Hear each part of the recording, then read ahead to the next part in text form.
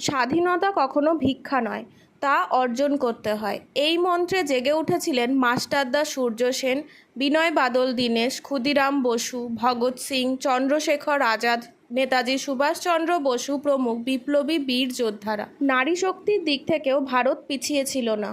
ঝাঁসির রানী লক্ষ্মীবাঈ, প্রীতিলতা ওয়াদ্দেদার, মাতঙ্গিনী হাজরার মতো অভিন্ন হৃদয় বীরাঙ্গনারা স্বাধীনতার আগুন জ্বালিয়ে গেছেন। অহিংস পথে নেতৃত্ব দিয়েছিলেন মহাত্মা গান্ধী।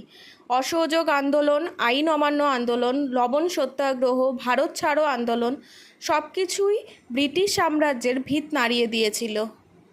মুক্তির মন্দির সোপান তলে কত প্রাণ হলো বলিদান, লেখা আছে অশ্রু জলে।